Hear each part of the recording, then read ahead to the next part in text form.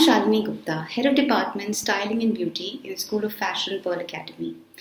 For some time now, I have been working on formulating an adaptive framework for teaching visual literacy that will empower people from varied backgrounds to create nuanced visual representations of their work.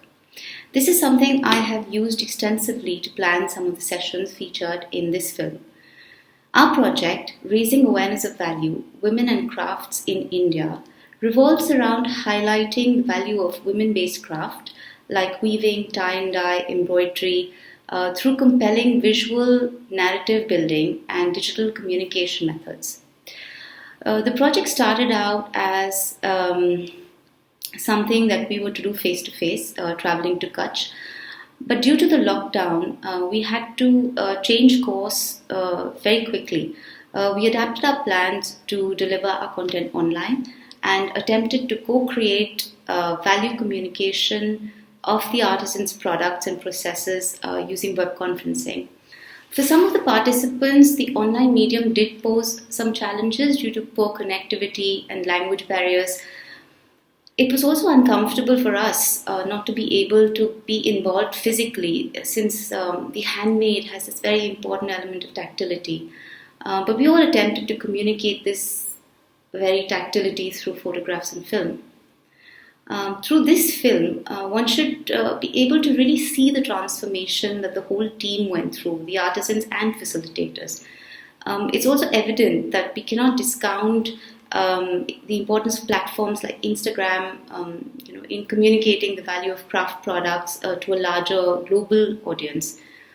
We tried to understand what that value was and how nuanced narratives could help in engaging new audiences.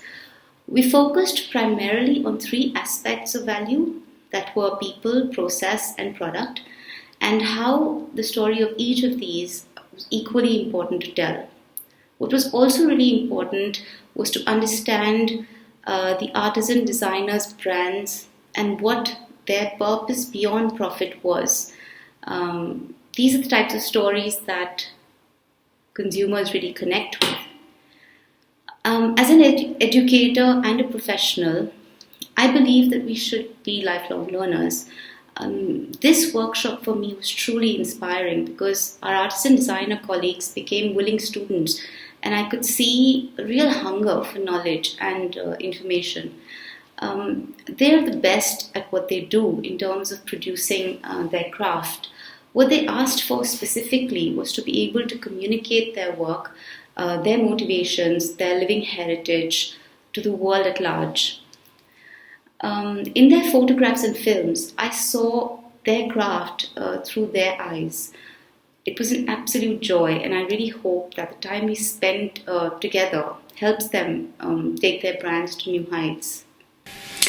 Hello, my name's Alison Welsh, and I'm a fashion designer with an interest in slow fashion. I work at Manchester Metropolitan University, where I head up fashion research.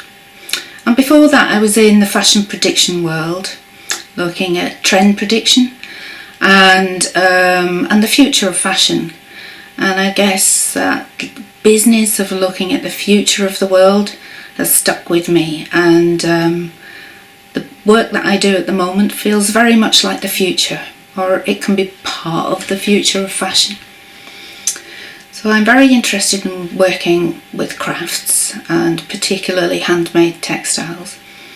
A lot of the work I do is hand stitched as well, and that really has come through the work that I've done in terms of working with craftsmen and women and artisanal designers. I call myself a designer, and that's because I went to a course and did a course that was called Fashion Design, and very often the fashion designer takes the credit for the work, and actually what I'm interested in, everybody that's involved in making the clothes gaining some credit for what they do. I worked for the last 5 years with the British Council, working on a project initially in Thailand under the banner of the Crafting Futures programme, which is an international programme that spans the world.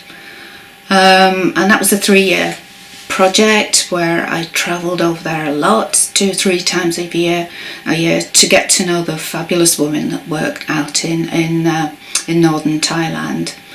And after that, I've become involved in this project, which is raising the value of craft in India, with Pearl Academy and Shalini Gupta there. So we're working together and developing a programme which is a project about raising the value of craft, and when we say value, we're talking about the value of crafts in terms of both economic value, but also raising the value and appreciating the heritage and the culture that's steeped within these gorgeous textiles. We're working with 9 artisanal designers, and they are tie-dye, embroidery and weave specialists. And what's really interesting there is that kind of mix of specialisms and the heritage that underpins their work is very interesting and has a kind of extensive culture that enriches the textiles. And what's amazing is that this hasn't been lost, that it still does go on. It's grown, it's developed, it's changed, and it's a living heritage. It's, we're not sort of, well, there is an element of nostalgia because these are fabulous textiles, and looking at the older pieces of textiles do have its place. And quite often when I'm starting a project, I will start in the archives and looking at, going back as far as I possibly can. And I think that for me, it's a fascinating part of the job, is to look at the past. But by looking at the past, you can also look to the future. You can look to the future and see where the past has a relevance in the future. And so we've been working closely, looking at these 9 artisanal designers' work, and sort of talking to them really about what they want the project to be about and what they wanted to get from the project. And we started it early last year, in early 2020, and just before the pandemic struck. And I talked long and hard with Shalini about how we develop the project and where it's going, and and as all of us as part of the team really kind of wanted it to be about how we bring up the value. But the moment we talked to the artisanal designers, we realised that they had their own opinions, of course, and so and due to the pandemic, we had to kind of readjust and rethink. And that readjusting and rethinking meant that we were able to go on a journey that was led by the artisans, but also it was something that we could steer through the help of the British Council.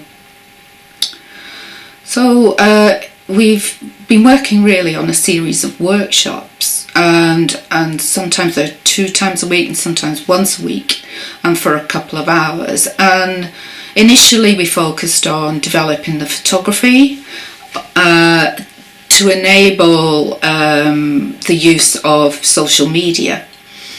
Now, using social media in terms of telling the backstory and telling how the garments are made and giving an insight into the detailing within the fabric. I think it's really important to say, I suppose, that handmade fabrics have their own personality. Each piece of cloth is so different from the next. When you actually kind of handle handmade piece of fabric, or particularly when you sew with it, as I do, you realise that every piece of cloth is different. They might not be the same length, they might not be the same width, or they might have something that's slightly irregular and it built into it. And for me, that's the magic of the cloth, that it isn't, one piece isn't identical to the next. It's not been mass manufactured. The beauty of it is that the piece of cloth that you get is unique. There aren't two the same, and if they're not identical, not the same, then somehow you appreciate it more. When you look at a piece of hand-woven cloth and hold it up, you can see that the selvage isn't straight. It hasn't been done mechanically, and so you can see the kind of almost the mood of the weaver coming through the cloth. And so it's good as a test, actually, just to hold it up and see. But of course, a lot of the highly skilled weavers weave brilliantly and are technically fabulous. And one of the downsides very often is that it's so well done, it gets mistaken for a machine-made piece of cloth. So it is really important to sort of know who you're buying from if you can, or to appreciate the skills that have gone into it from the inside, to read up on the subject, or to get to know exactly how the cloth is made, and that helps you appreciate it more and love wearing it. And so that the person that made the cloth comes with you when you're wearing it, and that's quite a unique experience, really. And we're used to wearing and buying clothes that we don't know very often even which country they were made in. The components will have been made and scattered across the globe, and this is completely in contrast to that you can see exactly where it's been made and who it's been made by. तो ये है हमारे topics workshop के.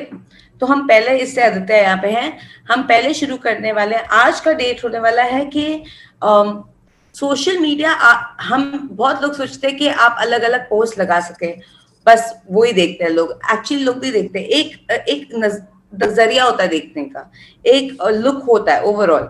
और सबसे ज्यादा लोगों को चीज चाहिए कहानी. वो जानना चाहते हैं कि प्रोडक्ट हो या इंसान हो, कहानी क्या है उसके पीछे. तो वो कहानी को बेस्ट कैसे दिखा सके सोशल मीडिया पे, वो हम आज बात करेंगे. क्योंकि आप लोग मेरे से भी पूछो या किसी और से भी पूछो, हमें जानना कि दूसरे साथ की कहानी क्या है. ये प्रोडक्ट अगर बना है तो कहाँ से आया है, इसकी हिस्ट्री क्या है, इसकी वैल्यू क्या है, ये दिखाने के लिए सोशल मीडिया यूज करना पड़ता है. और उसकी वजह से हम लोग अलग अलग स्टेप लेंगे. तो पहली चीज है फोटोग्राफी. ठीक है, तो फोटो कैसे लेते हैं आप? अगर कपड़ा बना रहे हैं या एम्ब्रॉयडरी दिखा रहे हैं, उसकी सबसे अच्छी फोटो कैसे खींच सकते हैं? क्योंकि फोटो सबसे पहला आपका इम्पोर्टेंट बात होगा, क्योंकि वही आपको सब जगह डालना होता है. और आजकल ऐसा नहीं है कि आपको बहुत अच्छे कैमरा की जरूरत है. ये फोटोज जब लगते हैं इंस्टाग्राम पे या कहीं पे, उनको बहुत मतलब सिंपल फोटोग्राफ्स भी चलते हैं. अगर वो कहानी बता रहे हो तो वो भी चलते हैं. तो पर फोटोग्राफ कैसे लेते हैं? आपका जो प्रोडक्ट है या आपकी जो एम्ब्रॉयडरी है या जो कपड़ा है, वो सबसे अच्छा कैसे लग सकता है, वो फोटोग्राफी पे आपको कैप्चर करना है. अब हम जानते हैं कि आप ये नहीं कह रहे कि आप मॉडल्स पे डालिए, शायद ना हो आपके पास, वो ठीक है. प्रोडक्ट अकेले कैसे फोटोग्राफ लेते हैं, बाहर धूप में कैसे लेते हैं, नेचुरल लाइट आप लोगों की बहुत ही सुंदर है. आप अपने घर के बाहर ही कैसे फोटो ले सकते हैं, या अंदर इंडोर अपने घर में रह के कैसे फोटो ले सकते हैं अच्छी, कि आपका प्रोडक्ट अच्छा लगे, वो आपको आदित्य नेक्स्ट वर्कशॉप में सिखाएंगे. ठीक है. फिर थोड़ा फोटो एडिटिंग, मतलब अगर थोड़ा डल हो गया फोटो, या आपको साइड पे कुछ और आ गया जो आपको नहीं चाहिए, सिंपली कैसे डिटेल दिखाते हैं, सिंपली कैसे प्रोडक्ट दिखाते हैं, वो आपको सिखाएंगे वेरी सिंपल में. मतलब फोन पे होता है आजकल बहुत आसान एप्स आ गए हैं, बहुत सिंपल है. आप डाउनलोड कीजिए, फोटो डालिए, 2 सेकंड लगते हैं. आप 1-2 बार करेंगे, शुरू में ऐसा लगता है कि मेरे को समझ में नहीं आएगी, पर एक्चुअली आ जाती है. 1-2 बार करते हैं ना, हाथ खुल जाता है सब. तो वो थोड़ा दिखाएंगे. कंटेंट क्रिएशन माने कि क्या, जैसे मैं आपको बोल रही थी कि हमें सबको कहानी जाननी है, सबको जानना है कि कहाँ से आता है, कि आपको क्या लिखना चाहिए, कितना लिखना चाहिए, कैसे फोटोग्राफ्स डालने चाहिए, वो कंटेंट क्रिएशन भी अलग से एक वर्कशॉप होगा। तो ये जो मैं आपको बोल रही हूँ अलग अलग वर्कशॉप होंगे, और हम ये कैसे कर रहे हैं कि हम बात करेंगे, आपको दिखाएंगे, ठीक है, और आप फिर ट्राई कीजिए। ये एक शॉट, ये नहीं कि हम सिर्फ आके बोल के चले जाएंगे, वो नहीं करना हमें। हम चाहते हैं कि आप ट्राई कीजिए और अगली टाइम दिखाइए और वापस कीजिए, तो आपको भी समझ में आ जाएगी करना क्या है। ऐसे बोल बोल के तो कोई फायदा नहीं होगा, आपको भी ट्राई करना पड़ेगा। तो एक बार ट्राई करके आप आएंगे तो उसके साथ अलग अलग आपके साथ हम काम करके बेटर करने की कोशिश करेंगे। इंस्टाग्राम का पेज कैसा लगना चाहिए, क्योंकि इंस्टाग्राम सबसे ज्यादा पहुंचता है, पर सबसे इंपॉर्टेंट इवेंचुअली होएगा आपके लिए, एक बार आपने पेज बना दिया, आपके पास, काफियों के पास पेज तो ऑलरेडी है, और आपने फोटोग्राफ और कंटेंट या जो कहानी है या प्राइसिंग या जो भी आपने डाल दिया, पर वो लोगों को पहुंच कैसे सकता है, उसका एक टेक्निक है, उसका एक एक्चुअल साइंस है। हमें लगता है कि बस फोटो डाल दो तो सब तक पहुंच जाएगी, पर ज्यादा लोग कैसे आएंगे पेज में, उसका एक साइंस है जो आपको डिजिटल मार्केटिंग है सिखाएंगे। सिंपल मतलब कैलेंडर कैसे बनाते हैं, हफ्ते में कितने पोस्ट डालने चाहिए, आप पहले कैसे सब डाल के तैयार रख सकते हैं कि आपके लिए आसानी हो जाए। हम भी जानते हैं कि आपके पास बाकी भी काम होता है, पूरा दिन तो आप लगे नहीं रह सकते, तो कैलेंडर कैसे बनाते हैं, पोस्ट कैसे तैयार करते हैं और वो खुद ही पोस्ट हो जाए टाइम टू टाइम, और ज्यादा लोग कैसे आए आपके पेज के ऊपर। अभी हम जो आपको दिखाने वाले हैं सिर्फ फोटो रेफरेंस है, 3 तरीके के, बहुत सिंपल हमने डिवाइड किया है 3 तरीके का लुक जो होता है, जो इंस्टाग्राम का फुल पेज का लुक जो होता है, ठीक है। हम चाहते हैं कि आप, इसके बाद हम आपका भी पेज देखेंगे और आप थोड़ा सोच के देखिए कि आपको कौन सा स्टाइल पसंद है, मतलब कौन सा किस्म का लुक, ये नहीं कि एग्जैक्ट होना चाहिए, पर कौन सा किस्म का लुक आपको ज्यादा पसंद आएगा, कि आपका पेज फुल देखने में सुंदर लगे। हम अब कपड़े हैं, हम क्राफ्ट की बात करें तो सुंदर तो लगना चाहिए, तो ऑन दैट बेसिस आपको कौन सा पसंद आ रहा है, ठीक है। तो अभी हम लोग ये करते हैं, मैं आपको दिखाती हूँ, इसको हम बुलाते हैं मिनिमल, मतलब फर्स्ट इंस्टाग्राम स्टाइल है मिनिमल, मतलब एकदम सिंपल, इजी शब्द में एकदम सिंपल। अगर आप देखेंगे इन पेजेस को तो यहाँ पे बहुत कम चीजें है, मैं आपको अलग अलग किस्म की दिखाऊंगी, पर ये जो डब्बा है, जो बॉक्स है, वो हर एक अलग पोस्ट है, करेक्ट। पर अगर मैं इंस्टाग्राम पेज को पूरी तरह से देखूंगी, आपको दिखाई दे रहा है कि एक समथिंग सिमिलर है, लुक एकदम अलग अलग नहीं है, ऐसे लगता है एक ब्रांड का है या एक कंपनी का है, करेक्ट। तो इसको हम बोलते हैं मिनिमल ना। मिनिमल क्या है कि आप सपोज आपका स्टाइल है एकदम सिंपल, आपको लाइन क्लीन पसंद है, या जैसे लक्ष्मी बहन ने अपना एम्ब्रॉयडरी दिखाया था, आपका एम्ब्रॉयडरी एकदम डिटेल्ड है पर एकदम लाउड नहीं है, बारीक, थैंक यू, बारीक है पर एकदम। Saba, can I help a little bit? Yes please. ये पता है क्या सबा क्या बोलने की कोशिश कर, जैसे हम फोटो एल्बम्स बनाते थे ना पहले, जब हम पुराने जमाने में हमारी फोटो एल्बम्स होती थी, और हम फोटो एल्बम्स में कई फोटो एल्बम्स आती थी, इसमें एक साथ 4 फोटोग्राफ्स लगती थी, किसी में 2 लगती थी। तो इंस्टाग्राम का पेज भी आपका ऐसे हो गया कि आप जब कोई आपके इंस्टाग्राम पेज पे आएगा तो वो पूरा एक फोटो एल्बम देख रहा है। अब उस फोटो एल्बम को व्यवस्थित करने के 3 तरीके सबा मैम आपको दिखा रहे। पहला तरीका है बिल्कुल साफ सुथरा, कम से कम उसमें डेकोरेशन है, ज्यादा स्पेस छोड़ा हुआ है, बहुत सिंपल, एकदम एक जैसा स्पेस है, सब कुछ बराबर है, मार्जिन उसके बिल्कुल बराबर है, बिल्कुल साफ सुथरा एकदम, जैसे सबा मैम ने कहा सिंपल। तो उसको हम कहते हैं न्यूनतम, जो कहते हैं उसमें कम से कम उसमें आपको एफर्ट पूरे लगते हैं, बट जो रिजल्ट आता है उसको देख के ऐसा लगता है कि अच्छा ये बहुत सिंपल है, बहुत साफ सुथरे तरीके से किया हुआ है। स्पेस अच्छे से छोड़ा हुआ है, सब कुछ पढ़ा जा रहा है। एथनिक होता है जो हमारा खुद का होता है ना, मतलब जैसे हम गुजराती है तो गुजराती है कोई, तो उसका एक फील होता है। गुजराती का सोचते ही हमें आता है बहुत सारे कलर्स, फूल पत्ते। इंडिया का सोच के हमें आता है कलर्स बहुत सारे होंगे। अगर हम किसी बाहर के देश के बारे में सोचेंगे तो हमें मौसम की याद आती है। तो एथनिक मतलब अपना, अपने से जुड़ा हुआ, अपनी मिट्टी से जुड़ा हुआ, अपने कल्चर से जुड़ा हुआ, जो हम हमारे रीति रिवाज हैं उन सब से जुड़ा हुआ कोई भी चीज जो हम उस पर डालेंगे या उससे रिलेटेड कुछ भी हम डालेंगे तो वो एथनिक में आता है। जैसे जो हम हमारा एथनिक इंडियन वेयर है वो एथनिक हमारा है। सो एक कोई भी जो ऐसा कोई फोटो एल्बम का लगाने का तरीका जिसको देख के आपको उस कल्चर की याद आए। जैसे अगर मैं बहुत कहीं पे किसी भी तरह से बहुत सारे कलर्स डालूंगा और वो कलर्स होंगे लाल और सफेद, तो मुझे एकदम से कुछ याद आएगा कि ये किस चीज से जुड़ा हुआ है, तो वो उसकी जिसकी याद दिलाएगा वो उसका एथनिक है। Thank you Varun. तो ये है कि हर, जैसे वरुण ने कहा था कि हर कंट्री या हर जैसे इंडिया का या गुजरात का या अपना अपना वजूद होता है जो कपड़ों में दिखता है, हर चीज में दिखता है, खाने में, कपड़ों में। तीसरा है कंटेम्प्रेरी, मतलब नया। आज थोड़ा सा मॉडर्न, जैसे हम बोलते हैं, थोड़ा सा मॉडर्न स्टाइल में है। मतलब उसका कि आप चाहें तो आप अगर देखेंगे, ये आपको भी सिखा देंगे कि एक हमने पहले ये दिखाए थे, राइट, अलग अलग फोटो। तो इन अलग अलग फोटो को एक बड़ा फोटो कैसे यूज कर सकते हैं।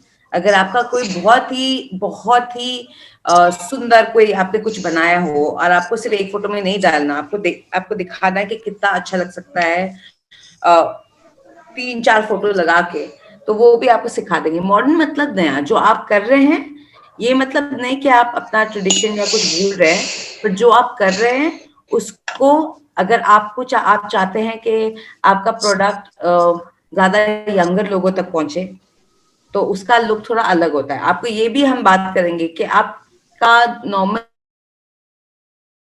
ऑडियंस कौन है, कौन आपका प्रोडक्ट या एम्ब्रॉयडरी या टाई डाई या बानी या जो भी कौन खरीदता है, और उसकी बेसिस पे भी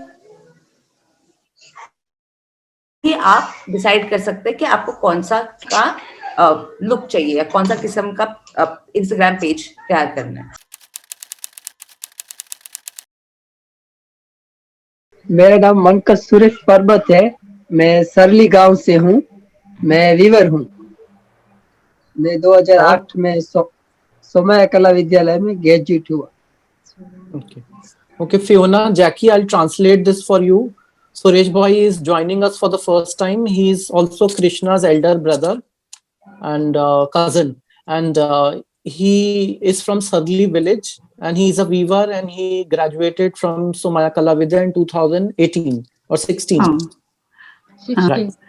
Welcome. 16. And then he encouraged Krishna also to go ahead.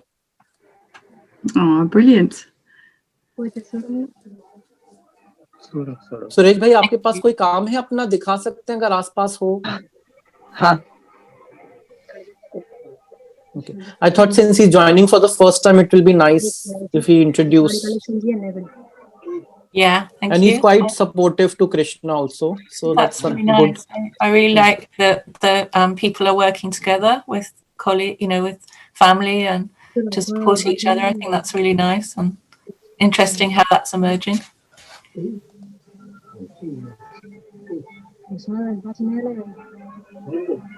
Lokesh, the link is ending in less than a minute.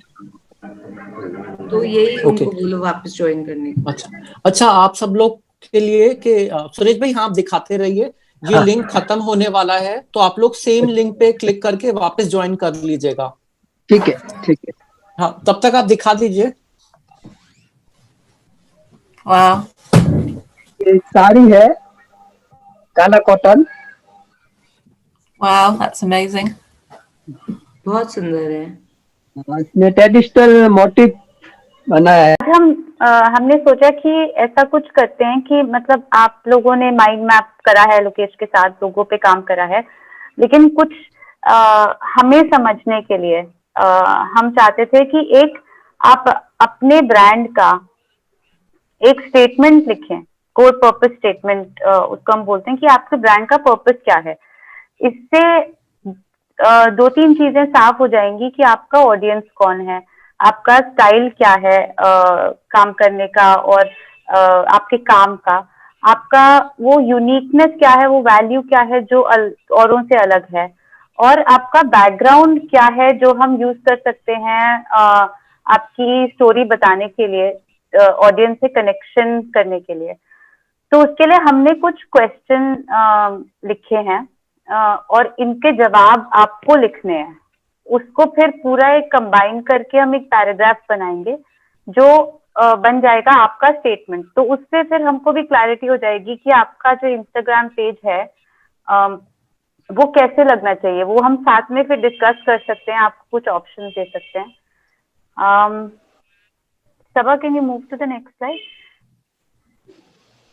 So, हमारे हिसाब से ब्रांड आइडेंटिटी जो होती है, मतलब आपका ब्रांड जो औरों को दिखाई देता है, उसमें एक पैशन होता है और एक पर्पस होता है। तो जो आप पैशन से जिस पैशन से काम करते हैं वो कहाँ से आ रहा है, वो मतलब उसकी जड़ क्या है, वो सबका अलग होता है। और आपके काम का पर्पस क्या है, मतलब अब आगे क्या, आपने स्टार्ट कर दिया तो अब आगे क्या इसका। हाँ, next one, Sabha. You want me to share the presentation?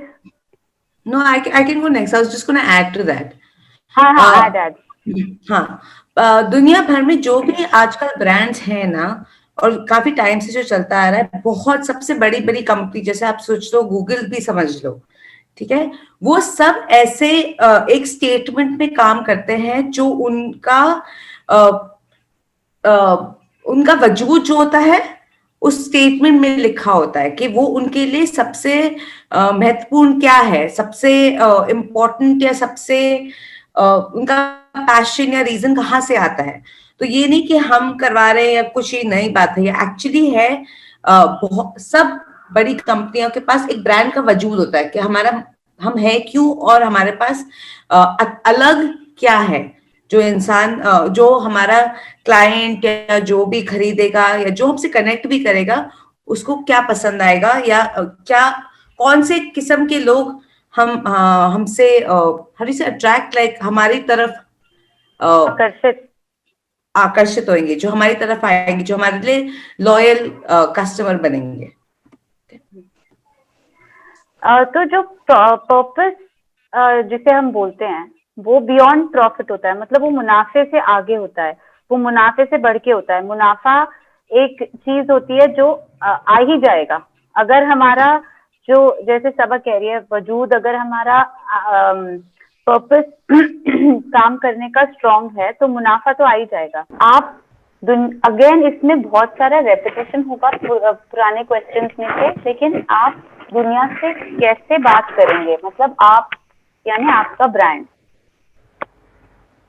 अगर आप का ब्रांड आपके कस्टमर्स के साथ कोई कॉन्वर्सेशन कर रहा है, वार्तालाप कर रहा है, तो वो कैसा होगा, वो क्या होगा। और इसमें कोई सही गलत नहीं है, ये आपको जो समझ आए आप अपने हिसाब से इसको लिखिए। जैसे मैं आपको एग्जाम्पल दे देती हूँ, जब मेरे को करना था, जब मेरा भी ब्रांड था, मैंने ब्रांड अपने बहुत पर्सनालिटी से जुड़ा हुआ था। तो मैं बहुत कैजुअल हूँ, मजाक है, तो ऐसे नहीं कि मजाक में किया था, पर बहुत सीरियस नहीं था। पर आप अगर सब कोई और ब्रांड देखेंगे, जैसे आप सब्यसाची को जानते होंगे, जब वो उनका जो बात करेंगे बहुत रॉयल है, सब कुछ उसमें बहुत एक्सपेंसिव और थोड़ा हाउ डू से थाट ना, like very royal, I am assuming, I am शाही, थैंक यू, राजसी, शाही, ठाट, anything you want to call it. Okay, तो वो उनका वॉइस है, उसमें वो करते, उनका फुल ब्रांड उस वॉइस में बात करता है। आई एम सेइंग कि हम जब काम करते हैं हम ध्यान नहीं देते इन बातों पे, शायद हमें पता भी नहीं लगता है, हम क्योंकि अपने हिसाब से कर रहे हैं। स्पेशली आप लोग इतना शायद उसमें कि अच्छा क्या हो रहा है आगे इसका या क्या हो सकता है। तो जब जैसे शालिनी ने कहा कि शायद आपकी वजह से जो औरतें हैं वो काम कर पा रही हैं, घर से बाहर निकल पा रही हैं। कई औरतों के लिए यही बहुत बड़ी बात होती है कि उनको चांस मिलता है कि घर से बाहर निकल के वो काम कर सकें और अपने बच्चों को स्कूल भेज सकें, अपने बच्चों छोटी छोटी जो इच्छाएं होती हैं उन्हें पूरा कर सकें। हाँ, आत्मनिर्भर हो गई, तो वो भी बहुत I was इम्पोर्टेंट just चीज looking है। for that word. हाँ She was looking for that word. अच्छा, फिर कौन खरीद रहा है आपका प्रोडक्ट?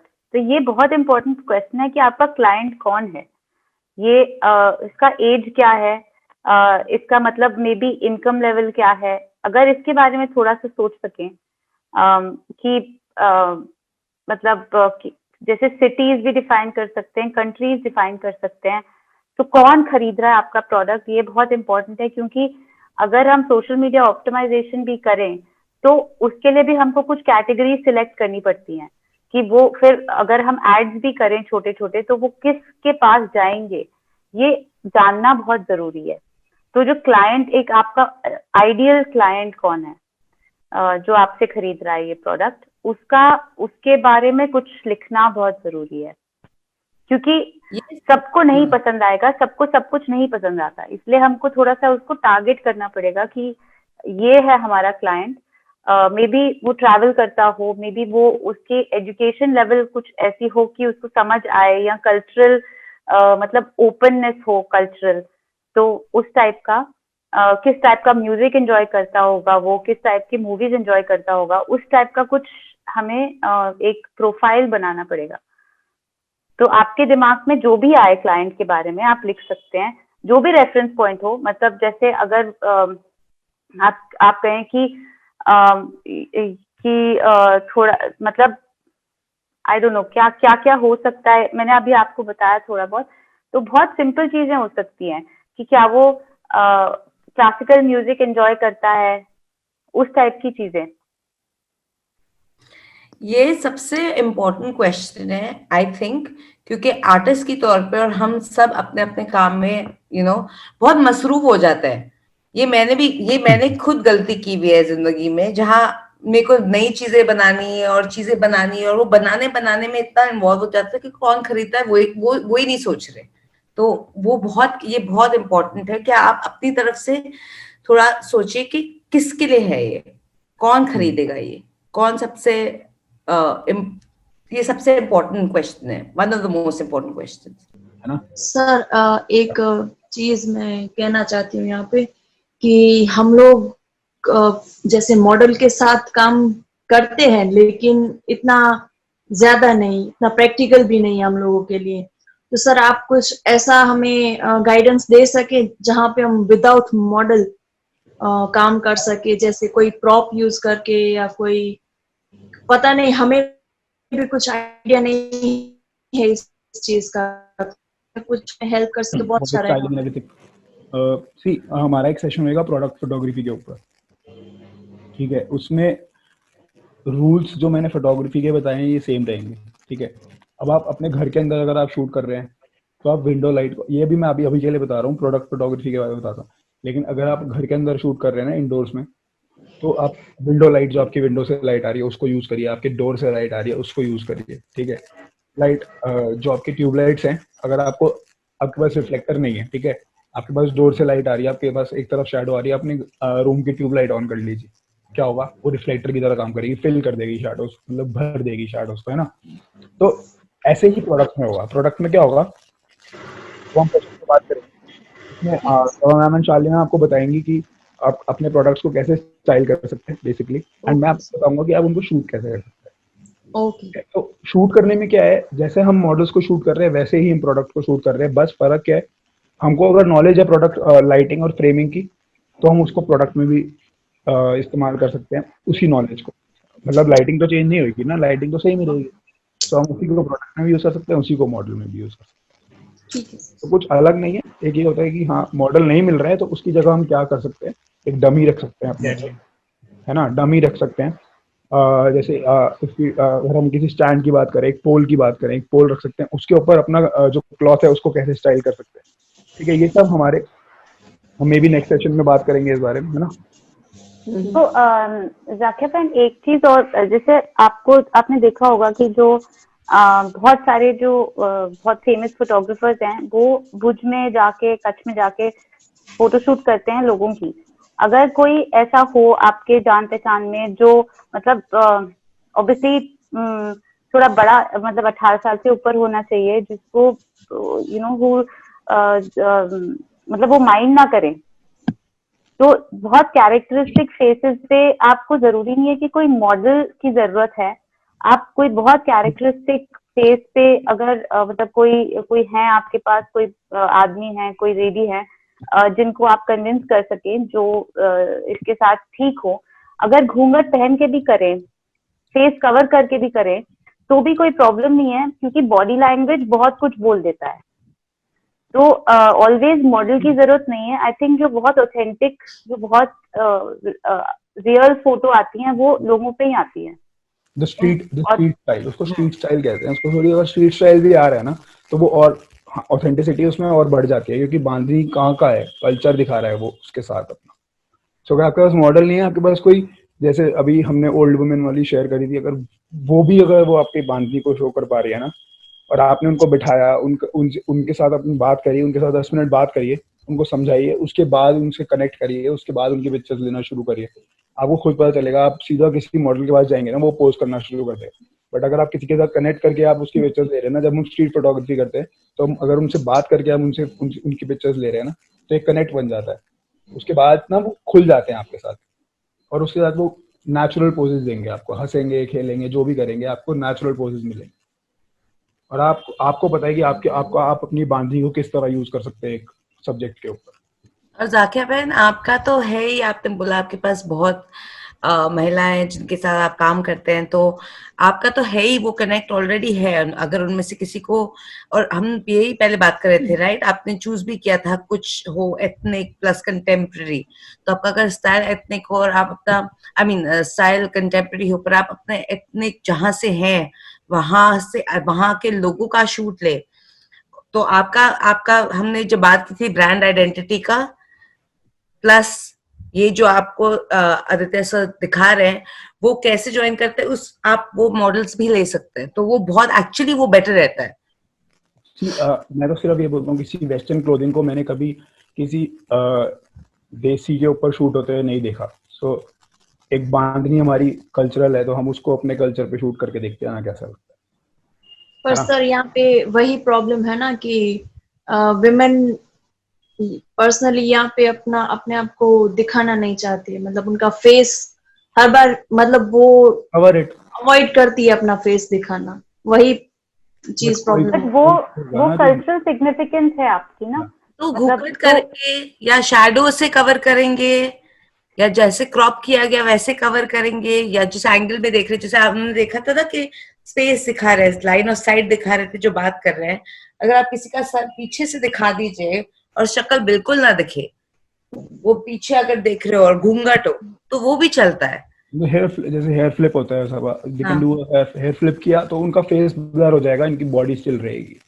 अगर आप फोन से फोटो ले रहे हैं ना, आपने हेयर फ्लिप करवाया उनसे, तो उनका फेस ब्लर हो जाएगा, बॉडी स्टिल रहेगी, वो भी एक क्रिएटिव शॉट आ जाएगा। या फिर वो आसमान को देख रहे हैं, ठीक है, आसमान में देख रहे हैं, आपने जब शॉट लिया तो उनका फेस नहीं दिखेगा। तो वो आपको सोचना है, आपको उनको कैसे कन्विंस करना है, वो जब होगा जब आप उनसे कनेक्ट करेंगे, जब आप उनसे बात करना शुरू करेंगे। ठीक है, आप जाके उनको बोलते कि मेरे को आपकी फोटो खींचनी है, तो कोई भी अलाउ नहीं करेगा। और ओवर एंड अबव आप उनका फेस छुपा भी सकते हैं अगर कुछ पकड़ा हो उन्होंने, जैसे आप बोल रहे हो, आप दिखा रहे हो डाइंग की टेक्निक के बारे में बात कर रहे हैं, या बांधने की टेक्निक के बारे में बात कर रहे हैं, और आप उनकी स्टोरी बता रहे हो कि बिना मुंह दिखाए, तो आप उनको प्रॉपर्ली स्टाइल कर सकते हैं। और वो अगर कपड़ा भी ऐसे होल्ड करे, या डाई ऐसे होल्ड करे, या फिर जैसे आपने उसका भी लिया धागों का एक पाय बना के, तो शक्ल बिल्कुल नहीं दिखती। वैसे बहुत अलग अलग टाइप के शॉट्स लिए जा सकते हैं। Sabha, maybe next session we can get a few pictures together. Yeah. एक थोड़े पूछना है ideas। मुझे सबसे, जैसे आपको क्या लगता है सबको कि विथ मॉडल या मतलब एक किसी पर्टिकुलर इंसान पे फोटोग्राफ क्राफ्ट का लेना सही है, या फिर विदाउट मॉडल या विदाउट बॉडी फोटोग्राफ लेना सही है? एज अ मतलब कोई है आई जैसे थिंक मैं देख दोनों रही हूँ, होनी चाहिए, दोनों होने चाहिए, दोनों होनी चाहिए। पर डेफिनेटली थोड़े विद बॉडी भी होने चाहिए, बिकॉज हमने याद है ये भी बात की थी, कनेक्ट बनना चाहिए। हाँ, वही हम बता रहे हैं, अगर आप अपने पड़ोसी से या अपने जो आप काम करते हैं उनके बिना शक्ल दिखाए, अगर उनका नाम भी नहीं लिखता, नहीं ना लिखिए, पर अगर आप बस लिख दे कि ये है कोई आर्टिजन जो काम कर रहे हैं बिना शक्ल दिखाए उनकी, और तो कनेक्ट बनता है। तो दोनों होने चाहिए, डेफिनेटली प्रोडक्ट भी होना चाहिए और फिगर पे भी अगर अभी हो तो सकता है तो होना चाहिए। अभी तो फिलहाल आप मास्क पहन के भी करवा सकते हैं, क्योंकि आजकल तो मतलब हाँ मास्क, अच्छा सा कोई मास्क पहने, हैंडमेड, और घूंघट उनका हो तो बिल्कुल भी नहीं दिखेगी शक्ल, और वो बहुत नेचुरल भी लगेगा। वो अंदर स्माइल भी कर रही हो तो मतलब कोई प्रॉब्लम नहीं है। But ma'am one more thing, बोलिए बोलिए बोलिए। हमारे यहाँ सिचुएशन ऐसा है कि हम चाहे कितना भी कनेक्टेड है तो वो हमें ना बोलेंगे, लेकिन अभी बोलेंगे कि मैनचेस्टर यूनिवर्सिटी से फोटोग्राफर आए हैं तो वो श्योर पोज भी करेंगे। हमारे यहाँ इस टाइप का कल्चर है। तो हम वर्चुअल शूट भी कर सकते हैं आदिल भाई, आदित्य वर्चुअल शूट भी कर सकता है। आप अगर अपनी तरफ से पूरा सेटिंग कर लें तो हम एक दिन थोड़ा जैसे दोपहर के टाइम पे अगर हम थोड़ा नेचुरल लाइट यूज करके, आप किसी को बोलें अगर कि हम मतलब या तो मैनचेस्टर से ही चलिए बोल दीजिए। No, next session we can try this if they're okay with it. मतलब एक हफ्ते में आप प्रिपेयर कर लीजिए उनको, किसी एक मॉडल को आप प्रिपेयर कर लीजिए, अपना आउटफिट प्रिपेयर कर लीजिए। हम नेक्स्ट सेशन ट्राई करते हैं, वर्चुअल शूट करके। वर्चुअल शूट कर सकते हैं एक, हमने काफी ट्राई करे हैं, तो उसमें इंस्टाग्राम के लिए तो अच्छी फोटो आ जाती है। मतलब आपको बहुत बड़ा नहीं कर सकते, आपको आपकी बांधने की डिटेल्स नहीं मिल पाएंगी, लेकिन हाँ आप इंस्टाग्राम पे उसको एज इन एक स्क्वायर के अंदर पोस्ट कर सकते हैं। मूड शॉट्स हो सकते हैं ना उसके, हमें उस बारे में भी तो बात करना है कि जैसे मूड जैसे क्रिएट करते हैं, आपके मूड शॉट्स बहुत इजीली वर्चुअल शूट में भी लिए जा सकते हैं। सो आप ट्राई करिए, आप बात करिए किसी से, मतलब कनेक्ट ऑब्वियसली नहीं, अगर नहीं अलाउ कर रहे हैं तो अलग बात है, बट क्या होता है अगर कोई बाहर का भी बंदा देख रहा है ना, आउट ऑफ इंडिया से भी कोई अगर देख रहा है हमारे उसको, तो हमारे ही कल्चर में वो देखना चाहता है कि मतलब एज इन कैसे यूज हो रही है वो चीज। ठीक है, अगर एक मॉडल के ऊपर शूट हो रही है तो वो अलग चीज है, ठीक है, वो फॉर सेलिंग पर्पस हो गया, वो अलग पर्पस हो गया। अगर हम इंस्टाग्राम पे भी सेल कर रहे हैं तो कोई बाहर का बंदा अगर हमारी इमेजेस देख रहा है तो वो हमारे बंदों पे ही देख रहा है, तो वो और इम्पैक्टफुल रहता है मेरे हिसाब से। ये फोटोग्राफ मिंट मैगजीन में के लिए उन्होंने क्लिक किया था, उसमें एक आर्टिकल आया था हम लोगों का, तब ये उन्होंने किया था, तो मैंने उसकी जो एक्चुअल लोकेशन है वो भी शेयर की है कि ये कहाँ पे, ये मेरा टेरेस है सबसे ऊपर, और पीछे जो भुज का एक हम बोल सकते हैं जैसे आइकॉनिक प्लेस जो है प्राग महल, वो बैकग्राउंड में दिखता है, पता चलता है कि ये फोटोग्राफ भुज में ली गई है। तो मुझे लगता है इस हिसाब से ये अच्छा एक जगह है फोटो क्लिक करने के लिए। और ये जो हम लोग कहते हैं कि कद से काम कर रहे हैं, किया था, हाँ ये वाला। अच्छा, अभी इसको भी मैंने सेम, जैसे वो छत पर चढ़ रही है ना, तो वो पल्लू पूरा ऐसे सामने रखा था इसमें भी, और इसमें मैंने उसका फेस भी आए और इस तरह से जैसे एक छत पर कोई चढ़ रहा है वो ध्यान में रखा था। तो अब देखिए, सबसे पहली जो बात मेरी नजर में आ रही है वो ये है कि आपको वो वाला रूल याद है जिसमें मैंने बोला था कि जहाँ पे वो जा रहे हैं, जहाँ पे वो देख रहे हैं, उस तरफ जगह खाली छोड़ दें। हाँ याद है, आपने बोला था कि वो जो अगर हम कोई पिक्चर दिखा रहे हैं और वो कहीं जा रहा है या कोई जगह दिख रहा है ना, तो उसके फेस पर हमें वो पॉइंट रखना चाहिए और फिर वो भी दिखना चाहिए, तो जो देखता है उनको भी लगे कि वो इंसान है, वो चीज देख रहा है। हाँ, ऐसा होना चाहिए। अब ये ऊपर जा रही हैं, ठीक है, तो ऊपर जहाँ जा रही हैं वो वहां से कट गया है, राइट, और मैंने क्रॉप उल्टा हो गया।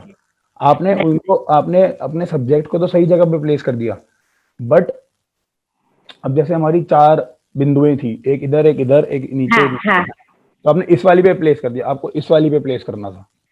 राइट राइट तो क्या होता है, हाँ आपका ये वाली जगह खाली हो जाती है और हमको पता चलता है कि ऊपर कुछ है। और साथ में क्या होता, ये जो आपकी पीछे ये जो पीली वाली बिल्डिंग आ रही है ना, ये वाली, हाँ तो मेरा cursor, can they see my cursor, मेरा कर्सर दिख रहा है जो ये पीछे They वाली can't building. see yours. I can point. या You तो can see mine, right? Hmm.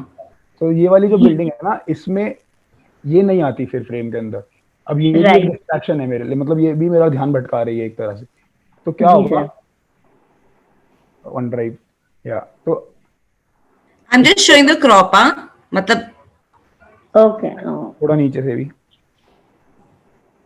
But अभी आगे का फ्रेम खाली नहीं है ना। आगे का फ्रेम खाली होता तो आपको समझ आता कि कैसे एक असली जो अच्छा फ्रेम बनता वो कैसे बनता, राइट है ना।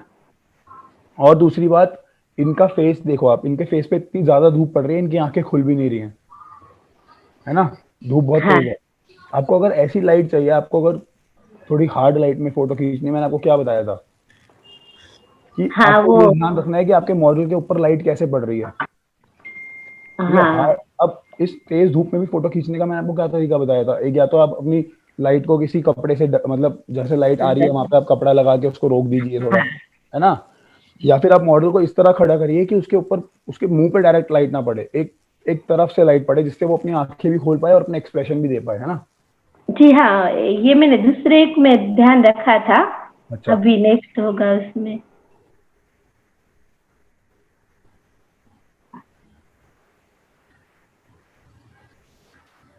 अब देखिए हाँ इसमें क्या गड़बड़ हुई है आपको पता है। अब तो आपको समझ इसमें आ रही सबसे होगी। पहले तो ये जो ब्लू कलर है ना वो ही ज्यादा दिख रहा है ज्यादा दिख रहा है, चलो वो तो कोई बात नहीं, लेकिन अब आप और देखिए मुझे पता है हाँ इसमें भी आप वही वाला जो स्पेस है ना नीचे का वो ज्यादा वो पूरा फ्रेम का आप बोल रहे थे ना वो इसमें भी रख सकते थे वो आगे का जगह वो ज्यादा दिख रहा है और इसमें सबसे बड़ी जो गलती हुई है वो ये है कि इसमें आपने काट दिया है उनको, उनका इतना सा हिस्सा काट दिया है आपने। अगर आपको काटना था तो आप थोड़ा पूरा काटे, उसको क्रॉप करके पूरा एक क्लोज अप शॉट, ओके है ना। ये जरा जरा सा काटते हैं ना हम, वो गलतियां होती हैं। ओके सर वो गलती से कटता है, पता है, वो कभी भी हम जान के मतलब मर्जी से नहीं काटते हैं, वो गलती से कटता है और फिर वो पता चल जाता है कि ये गलती हुई है। जान के अगर हम काट रहे हैं ना तो हम कभी भी इतना नहीं काटेंगे, हम हमेशा पूरा या तो थोड़ा बिल्कुल पास जाके शॉट ले लेंगे। और आप लोग, मैं ये नोटिस कर रहा हूँ, आप लोग अपने फोन में जूम वाला फीचर यूज नहीं करते हो। ना नहीं किया अभी तक तो आप लोग थोड़ा जूम करके, थोड़ा जूम भी यूज किया करिए, क्योंकि जब क्या होता है, ये जो हमारा कैमरा होता है ना फोन का, एक फिक्स्ड मतलब एक वाइड एंगल होता है, मतलब बहुत ज्यादा दिखाता है ये हमको, ठीक है। तो उसमें क्या होता है, फ्रेम ना थोड़ा मुड़ तुड़ जाता है, थोड़ा डिस्टॉर्शन आती है फ्रेम के अंदर। अब वो हमको वो नहीं चाहिए, ठीक है। कुछ कुछ शॉट्स ऐसे होते हैं जब हम अपने इंसानी फोटोज की बात करते हैं ना, किसी इंसान के ऊपर जो फोटो खींच रहे हैं, तो उस इसमें क्या होता है, हमको वो चीजें नहीं चाहिए होती बहुत टाइम्स पे, ठीक है। तो हम क्या करते हैं, फोटो को थोड़ा जूम कर लेते हैं, तो थोड़ी फोटो की क्वालिटी खराब होती है, पर इंस्टाग्राम वगैरह पे चल जाता है वो। उससे हमारी फोटो की लुक बेटर हो जाती है। अब इसी शॉट को अगर आपने थोड़ा दूर जाकर थोड़ा जूम करके लिया होता ना, अगर नीचे ये ब्लू वाला ना रखा होता, आपके पास इतनी सुंदर व्हाइट वॉल है पीछे, ठीक है। आप अगर उसको इस्तेमाल करते ना ठीक से, तो लाइट व्हाइट वॉल से, अब जो ये लाइट है ये आपकी व्हाइट वाली वॉल के ऊपर से बाउंस होकर आपके सब्जेक्ट के ऊपर आ रही है, तभी वो इतनी सॉफ्ट लाइट पड़ रही है उसके ऊपर, है ना। तो धूप में भी सॉफ्ट लाइट क्यों आ रही है, क्योंकि वो सफेद वो जो वॉल है उसके ऊपर से आ रही है। हाँ वो तो मैंने नहीं सोचा था, ऑटोमेटिक भी आ गया इसमें। हाँ तो वो चीज वो सोच वो तो कोई बात नहीं, लेकिन मैं ये बता रहा हूँ आपको कि आप इसका इस्तेमाल और कर सकते थे, है ना। ये जो फालतू की चीजें है ना, ये अगर ना होती इस फ्रेम में, तो आप सोचो ब्लैक और व्हाइट का कॉम्बिनेशन कितना अच्छा लगता, और साथ में आप इस फोटो को फिर ब्लैक एंड व्हाइट भी कर सकते थे और अच्छी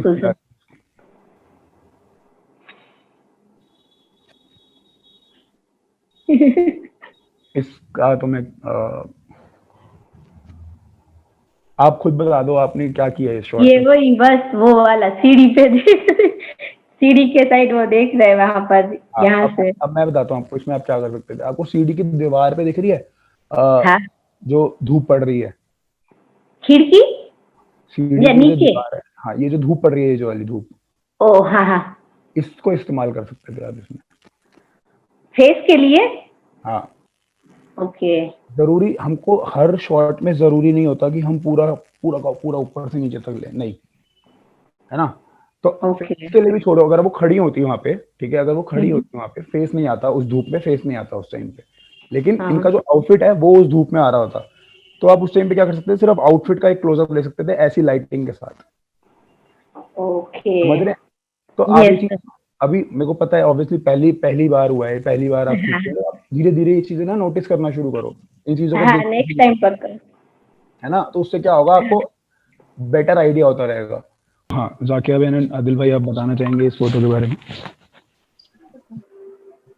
तो इस फोटोग्राफ के अंदर जैसे हमें एक्सरसाइज मिला था कि टूल्स आप यूज करते हैं वो आपको यूज करना है, प्लस में एलिमेंट्स और रूल्स थोड़ा बहुत यूज करना है। तो मैंने कोशिश की है कि रूल ऑफ थर्ड और ऑड को एक साथ कैसे दिखा सकते हैं, और जो हम टूल्स यूज करते हैं जैसे कि ये है वो डाइंग स्टिक्स है, तो ऐसे कॉम्पोजिशन किया है।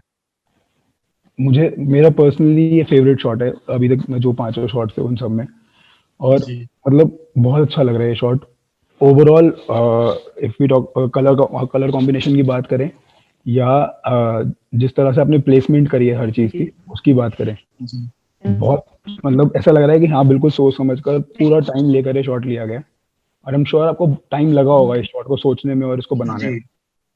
और यहाँ पर मैंने स्पेस भी जानबूझ के रखी है जहाँ पर कर्सर है, ताकि हम कुछ लिखना है तो ऐड कर पाए, आपने जैसे बोला था। मैं इसी पे आ रहा था कि जो लुकिंग स्पेस वाला हमने रूल बात करी थी, बिल्कुल उसके अकॉर्डिंग है, रूल ऑफ थर्ड्स के अकॉर्डिंग है, रूल ऑफ ऑड्स के अकॉर्डिंग है, सब कुछ इसके अंदर, मतलब ऐसा कुछ नहीं है। लाइटिंग मेरे को बहुत अच्छी लग रही है इसमें, ठीक है, ऐसा कुछ नहीं है जो मतलब आपको जो लास्ट क्लास में जैसे हम बात कर रहे थे तो कमियां दिख पा रही थी, इसमें नहीं है।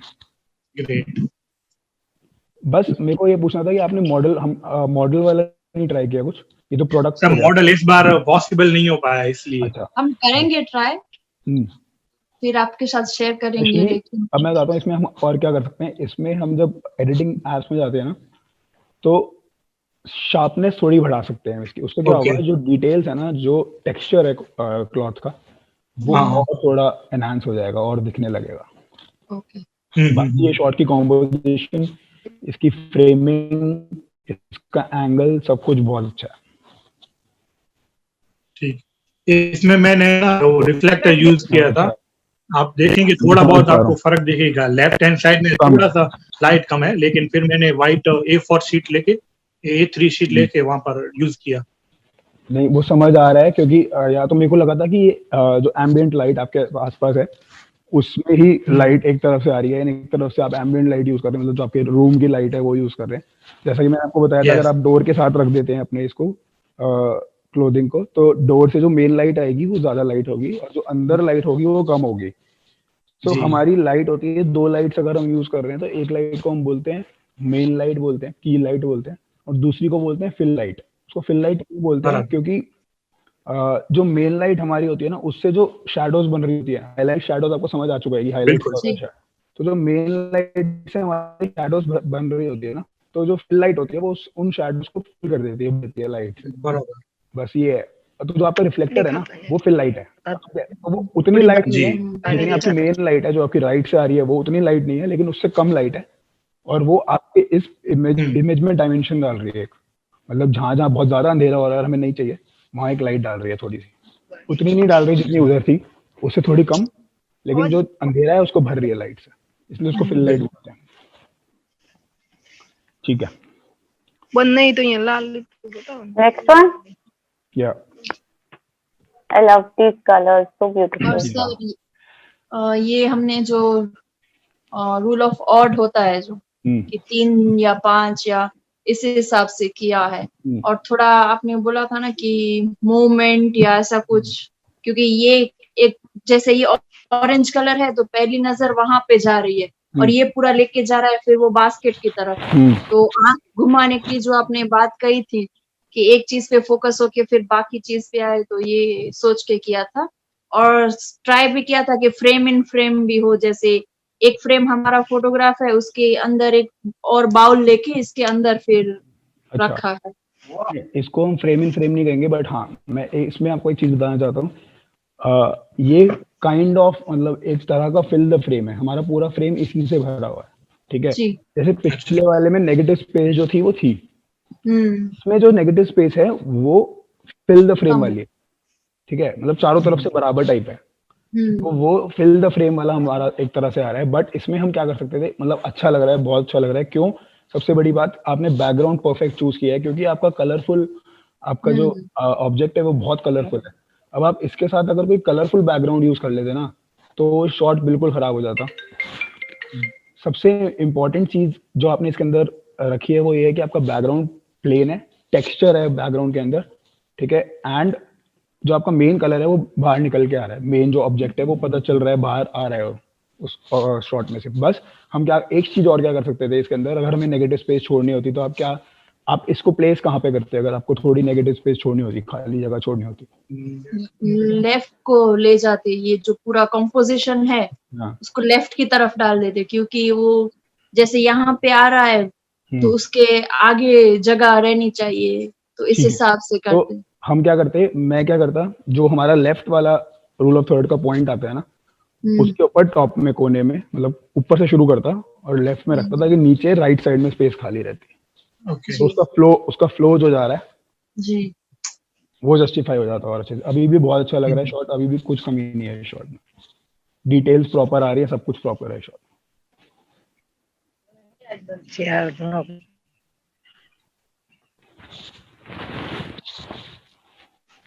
Sorry, mute. Would anyone else like to say anything?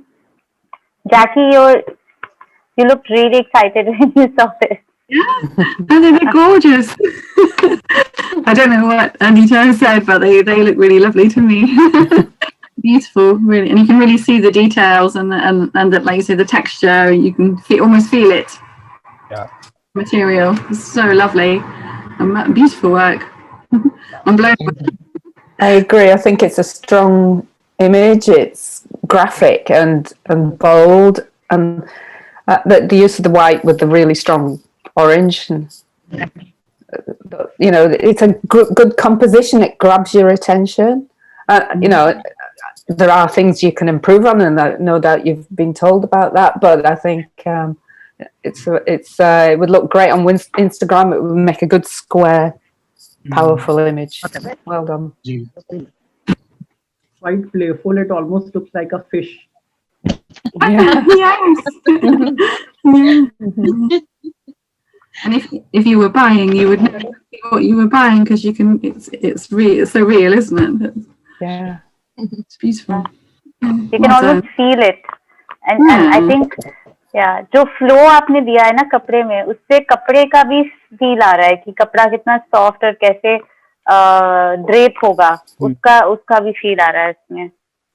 And actually you know कि हाँ इसका क्या टेक्सचर है, मतलब व्हाट हैपेंस ना, अगर हम ई कॉमर्स की बात करें, अगर इफ यू टॉक जैसे मिंत्रा वगैरह पे हम कोई फोटोज देखते हैं, तो हम ना क्या होता है, हमें जूम करके देखना पड़ता है कि कलर एग्जैक्टली कलर क्या है, और उसमें कोई चेक्स तो नहीं है, उसमें कोई डिजाइन तो नहीं है, सेल्फ तो नहीं है, ठीक है, ऐसा कुछ देखना पड़ता है। इसमें टेक्सचर का एकदम पता चल रहा है शॉट देख के ही कि हाँ क्या टेक्सचर है इस इमेज के अंदर, या इस क्लॉथ का क्या टेक्सचर है। So I attended that workshop and I was about to, go for a shoot and all. Like, no, this time, what I'll do, I'll shoot it at home and with my phone camera, because मेरे को बाहर नहीं जाना था, because corona Covid की वजह से मैं किसी से मिलना नहीं चाहता था, ना किसी के पास जाना चाहता था, लेकिन मैं करके देखता हूँ कैसा होता है। तो पहले मैं प्रोसेस का फोटोग्राफ दिखाऊंगा, बिकॉज मेरे को ये देखना था कि घर के अंदर तो मैं शूट कर नहीं सकता था, बिकॉज गारमेंट्स हैं, बड़े हैं, तो मेरे को छत पे करना था। तो मैंने अपनी टेरेस पे किया था। And so first thing I just share my screen, wait,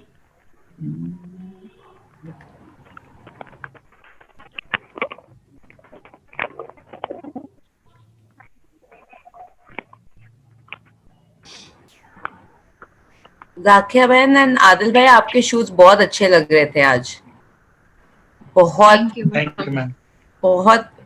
अच्छे लग रहे थे। आई मीन दिस सो बहुत ज्यादा इम्प्रूवमेंट भी है, it's looking very nice. Can you see my मैं पूछना चाहती थी कि आपको कैसा लग रहा है, मतलब आपको लग रहा है कि कुछ इम्प्रूवमेंट है, कुछ फर्क पड़ा? एक्चुअली जो वे ऑफ थिंकिंग है, और थोड़ा बहुत अब एक्सप्लोर भी करने लगे हैं, जैसे थोड़ी थोड़ी डिटेल होती है। अभी सर ने कहा कि अब 90-180 से मत लीजिए, थोड़ा 45 से लीजिए, तो उसको अब ऐड करेंगे तो शायद और भी अच्छा होता जाए। तो हर मतलब सेशन में कुछ ना कुछ नया आता ही जाता है और इम्प्रूवमेंट होता ही रहता है। गलतियों से पता चलता है कि क्या गलती होगी और क्या हाँ वही मेरे साथ हुआ, मतलब एक दिन मेरा गलतियों में ही निकला था एक्चुअली। तो Varun, you want Aditya to yell at you, what? I'm okay. He's in general speaking also, I no, it don't almost get looks like, you know, कि he's the डांट रहा है। So first day, you know, I was just checking the background because कौन सा background मेरे साथ काम करेगा। पहले I was thinking कि मैं ऐसा लूंगा जो थोड़ा creases के साथ होगा बहुत। So I was taking test shots कि कैसा जाएगा और कैसा लगेगा, but this was look and so इसमें इतनी height नहीं आ रही थी because मेरे को ये नहीं समझ आ रहा था कि मैं कैसे लूंगा शॉट, बिकॉज पूरा गारमेंट भी नहीं दिख रहा था, वो एंगल ठीक नहीं आ रहा था। तो first I took few test shots and this was the thing, then I was like ये लाइन भी आ रही है बैकग्राउंड में, so this I still could have managed. ये तो मैं फिर भी फोटोशॉप में या किसी भी सॉफ्टवेयर में मैनेज कर लेता, but then I try different backgrounds एक बारी की। कितने बैकड्रॉप्स है मेरे पास, जो भी फैब्रिक पड़ा था खराब, कोई भी वाइट कलर का फैब्रिक था, ब्लैक कलर का फैब्रिक था, सबके साथ पहले मैंने टेस्ट शॉट्स लिए थे एक साथ रख के, क्या डबल बैकग्राउंड भी काम करेगा।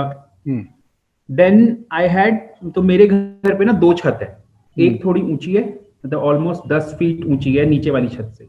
सो ये सेटअप मैंने किया था फिर फाइनल शूट के लिए कि नीचे वाली छत पे मैं कपड़ा बिछा के गारमेंट उस पे रखूंगा और पहले सेटअप करके जाऊंगा, फिर ऊपर वाली छत पे जाके सारे शॉट जो हैं, जो मेन शॉट्स हैं, वो मैंने टॉप व्यू से लिए।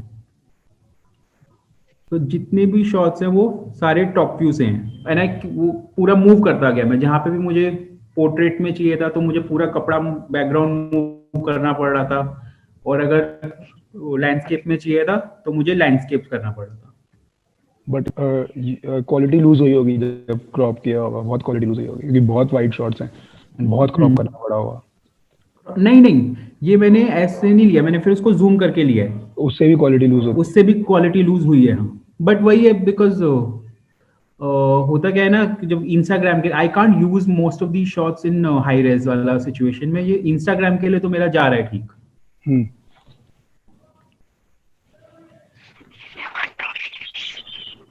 एंड इसमें प्रॉब्लम क्या थी ना, because I was shooting around, मैं ये 12 बजे से 2-3 बजे तक के बीच में शूट कर रहा है मैंने। बीच में जो मक्खियां आती हैं तुम्हारे कैमरे के सामने, या गारमेंट पे बैठ जाती हैं, या कुछ भी आ रहा है ना, वो तो मेरे को तो सबसे बड़ा ये डर था, पता लगे ऊपर से कबूतर ही मेरे मतलब वाइट गारमेंट पे कुछ हो जाए, और फिर हो गया काम मतलब मेरा ना, फिर तो गया गारमेंट। नहीं, बट मक्खियां वगैरह तो मैनेजेबल है फोटोशॉप में, एक यार मेरा टैप करना है बस, वो हट जाएगा। मेरे को नहीं आता ना, मैं तो ये सोचा था कि तो I had my son, 6-year-old son, my son was there to like help me as an assistant कि ये सब हटाओ यहाँ से जो भी सामान है। So this is how, see, I like your setup. It's just that मेरे को did you think of using 2 different backdrops, like you have the outfit of white and black, so you could have used मतलब दोनों white and black दोनों backdrops. पर जब ये मतलब black white करने की कोशिश करी थी, बट मेरे को ये व्हाइट वो सही नहीं ना, व्हाइट में से ब्लैक दिख रहा है ना, तो वो इसलिए व्हाइट सही नहीं लगा। Probably because this was net. या सो अगर वो प्रॉपर व्हाइट होता ना, प्रॉपर व्हाइट होता तो हो जाता। I don't know if you have seen the shots, wine glasses के शॉट्स होते हैं, एक के पीछे एक वाइन ग्लास होता है, उसमें देयर इज मतलब वो उल्टा हो जाता है, मतलब पीछे अगर ब्लैक बैकड्रॉप है, ब्लैक एंड व्हाइट, तो आगे वाले में हमको व्हाइट इधर दिखता है एंड पीछे वाले में व्हाइट इधर दिखता है, बिकॉज ऑफ पैरेलैक्स। तो वैसा कुछ इफेक्ट आता है इसमें। And this was the final, like after I did the editing obviously, फिर तो क्रॉप करके और एडिटिंग करके मैंने मतलब फाइनल आउटकम में you wanted the texture and the creases in the background and you erased all of it. नहीं, मैंने जो बैकग्राउंड यूज किया था ना बाद में, क्रीजेस मैंने नई वाला नहीं किया था। अच्छा, I chose the one without creases. अच्छा ठीक है, बट इसमें फिर कंट्रास्ट बहुत ज्यादा बढ़ा दिया है ना, कंट्रास्ट भी, और इवन सफेदी लग रहा है, रिन की सफेदी भी लग रहा है, और एक और चीज था वो ब्लैक पॉइंट मैंने बढ़ाया था। हाँ वही तो कह रहा हूँ, कंट्रास्ट बढ़ाया ना, उससे व्हाइट ज्यादा हो गए एंड ब्लैक्स भी ज्यादा हो गए, व्हाइट्स भी ज्यादा हो गए, कंट्रास्ट इंक्रीज करने से इमेज में ब्लैक एंड व्हाइट का वो कॉम्बिनेशन ज्यादा हो जाता है। Also Varun, when you do this ना, जब आप ये करते भी हो, if you're doing the black white, because your garment already has black on it, if it had worked on that as well, तो it would have looked very very graphic. पिछले वाले में अगर जाओगे ना तो garment का जो black है वो अभी तक because of overexposure the sun का it's looking kind of gray. Okay. Versus the black. The background is more black basically. Yeah. Okay. Because of the increase in the contrast. Increase in the contrast. Yeah, you increase the blacks, right? अब क्या करना था इसके अंदर? अब अगर आपने background को इंक्रीज करा, ठीक है, so you need to know a little bit of editing for this masking कहते हैं उसको हम फोटोशॉप में। उसमें क्या करते हैं, अब आपने ब्लैक्स बढ़ा के बैकग्राउंड का ब्लैक्स इंक्रीज कर दिया, अब आपको दोबारा ब्लैक्स बढ़ाना है एक और लेयर के लिए, मतलब फोन में हो जाता है स्नैपसीड पे, तो you do it again and उसमें जाके ओनली अपने जो देखो जैसे इसमें ब्लैक काफी ब्लैक है, ठीक है, उसमें सिर्फ आपका अपना गारमेंट सिलेक्ट करके उसको इरेज करना है वहाँ पे, सो वो सिर्फ गारमेंट पे ब्लैक रह जाएगा, बैकग्राउंड पे कोई असर नहीं आएगा उसको। Okay, I will try more. अभी I am still left with 4 garments, so I will shoot. Otherwise aiming and all सही है। जब आपका कफ ऊपर होता है हाथ का तो वो समझ नहीं आ रहा है, बिकॉज उसमें पाइपिंग है, वो ब्लैक में मर्ज हो रहा है बैकग्राउंड में, तो वो समझ नहीं आ रहा है गारमेंट का डिटेल है कि बैकग्राउंड है। ओके।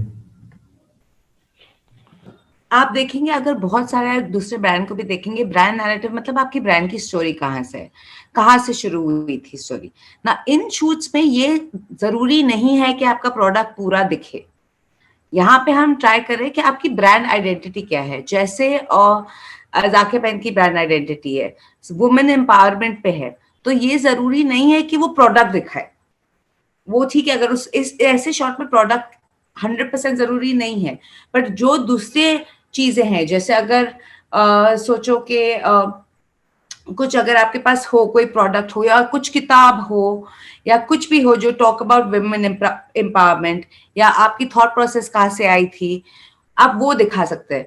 जैसे आप अगर राइट वाले फोटो में देखें तो ये छोटी छोटी फोटोज है अलग अलग चीजों की जो ब्रांड के बारे में बताती है। ओके, या आप अगर राइट पे देखें जो ये कपड़े जो टंगे हुए हैं, आपको कपड़ों का कुछ दिखाई नहीं दे रहा, पर अगर आप वो देखेंगे ब्रांड में तो आपको समझ में आता कि इस ब्रांड की फील क्या होगी। थोड़ा कलर्स देखेंगे, फैब्रिक देखेंगे तो पता चलता है थोड़ा ऑर्गेनिक है, सस्टेनेबल में है, नेचुरल डाई दिख रहा है। और ब्रांड नैरेटिव या ब्रांड स्टोरी का एक प्रोडक्ट शूट नहीं ले सकते, ये आपको हमेशा बिल्डअप करना पड़ेगा। ये रहेगा कॉमन पूरे पेज में। जो लुक हम बात करते हैं, याद है आपको, कंटेम्परेरी हो या आपको वो जो स्टोरी बताने की कोशिश करे, वो ये एक चीज है जो लुक में हमेशा सिमिलर रहेगी, क्योंकि आप ये नहीं कर सकते कि मेरी ब्रांड एक इस कलेक्शन के साथ ये बोलती है और इस कलेक्शन के साथ कुछ और बोलती है। आपकी ब्रांड जिस चीज के लिए स्टैंड करती है आपको वो दिखाना। तो जैसे मैंने बोला था, अगर आप सोच रहे हो कि वुमेन एम्पावरमेंट, तो वो ये कॉमन रहेगा, कोई भी कलेक्शन आप करो, क्योंकि वो आपका ब्रांड है। ओके, और लाइक मैंने बोला, हर हमेशा प्रोडक्ट दिखाने की जरूरत नहीं है, आप दिखा सकते हैं, पर जो चीज जो आपके ब्रांड नेम या ब्रांड की स्टोरी बताती है, आप वो दिखा सकते हैं। अगर आप ऑर्गेनिक की बात करें तो आप डाइज दिखा सकते हैं, आप नेचुरल की बात करें तो आप पेड़ पौधे वो दिखा सकते हैं। अगर आप कोई स्टोरी की बात करें, या आप जैसे अगर आदिल भाई आप बोलते हो कि आपको आपका स्टाइल ही है आर्किटेक्चर, जो मुगल आर्किटेक्चर है, तो ये जरूरी नहीं है कि आपको अब तक कपड़ा दिखाना है। अपने ब्रांड नैरेटिव प्रोडक्ट शूट में, जैसे शालिनी ने बोला था, आप आर्किटेक्चर का कोई डिटेल शॉट ले ले, या कोई किताब है जो मुगल आर्किटेक्चर के बारे में बात कर रहे हो, तो वो किताब को रख के अच्छा सेटअप बना के वो ले ले, तो हमको फील समझ में आती है कि आपका ब्रांड किस चीज के लिए स्टैंड करता है। पर ये कॉमन रहेगा, ये एक कॉमन धागा है आपका जो पूरे पेज में सेम रहेगा। हाँ, ये आपने फेविकॉल के ऐड देखे होंगे, उसमें कभी यूजुअली प्रोडक्ट नहीं दिखाते, वो इतने सारे लोग एक ट्रक पे चढ़े हुए हैं, तो वो बेसिकली एक स्टोरी है जिससे हम कनेक्ट कर पाते हैं, वो सेम कॉन्सेप्ट। तो इस तरह से ब्रांड नैरेटिव ज्यादा बड़ा होता है, मतलब it's not just about the product. Like Saba said, वो आपका जो आपने ये ब्रांड क्यों स्टार्ट किया, वो बहुत इम्पोर्टेंट है इसमें।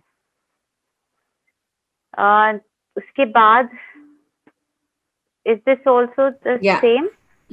अभी ये ब्रांड जो है इनका, हमने बोला था ना जो आइडिया जैसे कपड़ा बना है, आपको पता चल रहा है कि इसका स्टोरी क्या है, इसमें कलर दिखता है, आपको पता चलता है कि ये पैच वर्क क्या दूसरे कपड़ों का बना हुआ है, एक कोई वीव नहीं है, थोड़ा ज्यादा फूल पत्ते नहीं, आर्किटेक्चरल है, तो फील आती है। और इसमें आप अगर देखेंगे तो प्रोडक्ट कुछ नहीं, मैंने जब देखा भी कोई प्रोडक्ट के बारे में बात नहीं कर रहा था।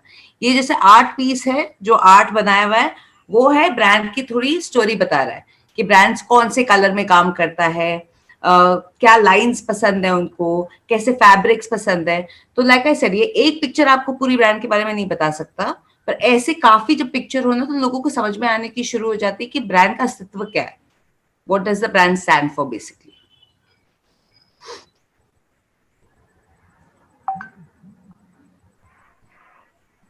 तो ये अगर आप देखेंगे इसमें और चीजें हैं जो मतलब एक प्रोडक्ट बनाया हुआ है, उसके साथ में उस एक स्टोरी क्रिएट करने की कोशिश करी है। तो जैसे ये कैरेक्टर ने एक स्कार्फ पहना हुआ है, आप देखेंगे छोटा सा जो लड़का है उसने, और यहाँ पे मतलब एक बड़ा टाइप का स्कार्फ है। ये फोटो मैंने इसलिए भी सिलेक्ट करा था क्योंकि हमने एक बार लेबल्स की बात करी थी कि आप इंटरेस्टिंग लेबल्स कैसे बना सकते हैं जो आप मतलब जो आपका नाम हो या जो हो, जो कंज्यूमर को आपसे ज्यादा कनेक्ट करे। तो अगर आप देखेंगे तो यहाँ पे लिखा है जैकी मेड दिस, सिंपल लिखा है। एक मिनट, है ना। तो ये बहुत सिंपल लेबल है, लेकिन एक ऐसा कनेक्शन हो जाता है कि ये किसी ने बनाया है, किसी इंसान ने बनाया है, ये किसी के थ्रू आया है, ऐसा नहीं कि मतलब जनरल प्रोडक्ट है। और आप देखेंगे तो इसमें बहुत ज्यादा डिटेल भी दिखाई दे रहा है इस फोटो में। जैसे जो एजिंग है वो ऐसे लग रहा है हाथ से करा हुआ है, और इसका फिनिशिंग भी हाथ से करा हुआ है, इसके टैसल्स, तो बहुत इसमें डिटेल दिख रहा है। अलोंग विथ एक मतलब एक जैसे स्टोरी टाइप का इसमें बनाया है, कलर्स भी सेम रखे हैं। तो आप देखेंगे बुक में थोड़ा सा रेड है और इसमें भी रेड है, तो बहुत सारे कनेक्शंस बनाए हैं इसमें। जैसे इसमें आप देखेंगे जैकी मेड दिस, जो खिलौना भी है वहां पे, जो बुक भी है, इसमें थोड़ा सा जैसे बोलते ना इनोसेंस है, इस ब्रांड में थोड़ा सा फ्रेशनेस लाने की कोशिश की है, तो वो उसके लिए स्टैंड करता है कि मतलब लेबल भी सिंपल है, रिप्रेजेंटेशन भी जैसे किया हुआ सिंपल है। What is written, the boy who lived, yeah, तो बहुत almost childlike, like not, I wouldn't say like बचपना की याद kind of like that, वो नॉस्टैल्जिया जो बोलते हैं, जब बचपन की याद आती है, वो स्टोरी क्रिएट की गई है इसके तरह। ये बुक भी है, खिलौना भी है, लेबलिंग भी वैसी की हुई है, तो आपको पता चलता है कि उस इंसान की थॉट प्रोसेस क्या है, कि वो ब्रांड किसके लिए स्टैंड करता है।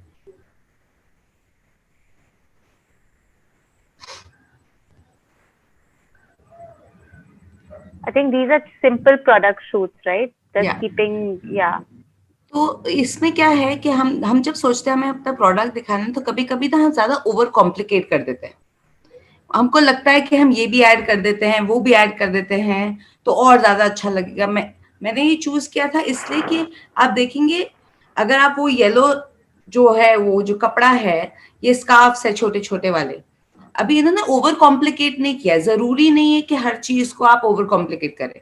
कभी भी आप डाउट में हो ना कि मेरे को समझ में नहीं आ रहा कैसे दिखाऊं, सिंपल भी लेंगे तो चलेगा। जहां पे प्रोडक्ट दिखे, प्रोडक्ट की डिटेल दिखे, कलर स्टैंड आउट हो, तो कभी कभी आपको ओवर कॉम्प्लिकेट करने की जरूरत ही नहीं है। आप देखेंगे यहाँ पे लाइन बस ज्योमेट्रिकली लगाया हुआ है, या बास्केट्स को बस रखे हुए हैं, कोई फूल पत्ते, दूसरा कपड़ा, व्हाइट बैकग्राउंड पे, सिंपल। तो आप लोग सिंप्लिसिटी से डरना नहीं चाहिए। सिंप्लिसिटी अगर कुछ समझ में ना आए या आपको लगे कि ज्यादा लग रहा है, क्योंकि फिर आंख भी प्रोडक्ट पे जाती है, वो सबसे है इम्पोर्टेंट, राइट। तो आंख भी प्रोडक्ट पे जानी चाहिए। पीछे ज्यादा कुछ हो रहा हो तो कभी कभी डिस्ट्रैक्ट हो जाता है इंसान, प्रोडक्ट पे आंख नहीं जाती। और ज्यादा जैसे हम अगर उसको परफेक्ट बनाने की कोशिश करें ना, तो उसमें लाइफ नहीं लगती है। तो जैसे इसमें आप देखेंगे जो ये फोल्ड करके रखे हैं, इसमें क्रीजेस आ रही है, फोल्ड आ रहे हैं, थोड़ा अनइवन से फोल्ड किया हुआ है, तो ऐसा लगता है कि वो रियल प्रोडक्ट है, उसमें टच एंड फील का थोड़ा सा ना आता है फीलिंग।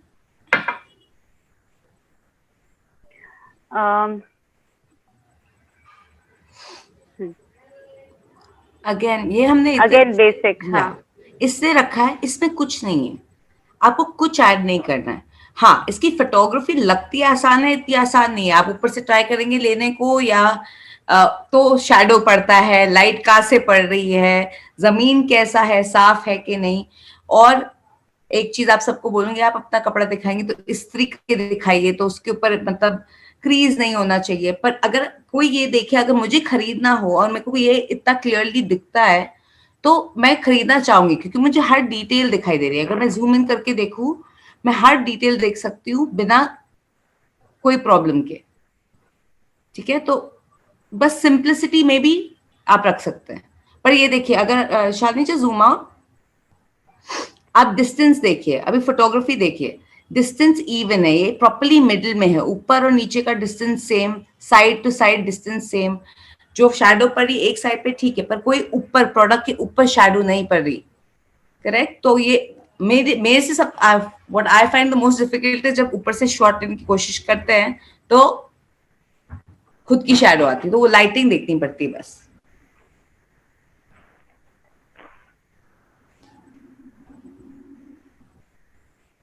तो इसमें आप देखेंगे जैसे एक जैसे ये पूरा जो है बहुत लाइट और डेलिकेट जैसे फीलिंग आ रही है, क्योंकि फूल यूज करे हैं, लाइट कलर्स यूज करे हैं, और जिस तरह से वो उनको प्लेस किया है, और जो कपड़ा है उसका भी टेक्सचर बहुत ऐसे लग रहा है बहुत ट्रांसपेरेंट सा कपड़ा होगा, बहुत हल्का जैसे मलमल टाइप का कपड़ा होगा।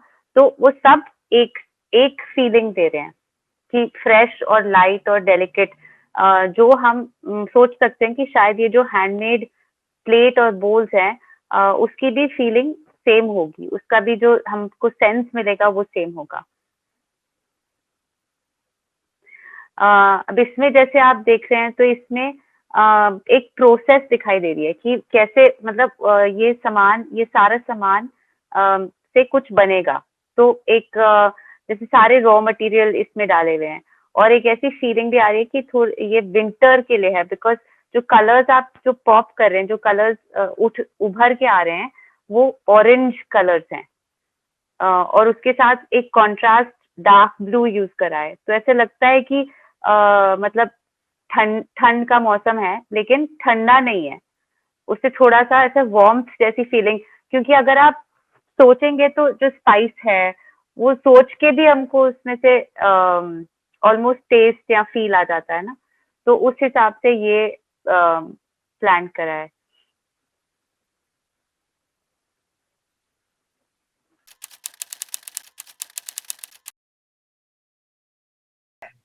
तो आपको डिसाइड करना है कि आपका गोल क्या है सोशल मीडिया पे रहकर। सोशल मीडिया अभी सिर्फ प्रोडक्ट्स बेचने के लिए नहीं है। पहले पाँच साल पहले या 6 साल पहले सोशल मीडिया पे प्रोडक्ट का इमेज डालते थे और ऑटोमेटिकली सेल होता था, लेकिन वो कैटलॉग की तरह यूज करते थे ब्रांड्स। अभी सोशल मीडिया चेंज हुआ है, अभी सिर्फ प्रोडक्ट्स डाल के कुछ नहीं हासिल होने वाला है। आपको इंस्टाग्राम और फेसबुक एक स्टोरी बोर्ड के तरह यूज करना है।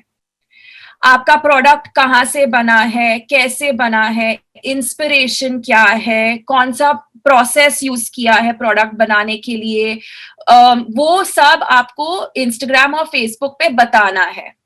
क्योंकि ऑडियंस के साथ कनेक्शन जो बनाते हो, रिलेशनशिप जो बनाते हो, वो सबसे ज्यादा इंपॉर्टेंट है।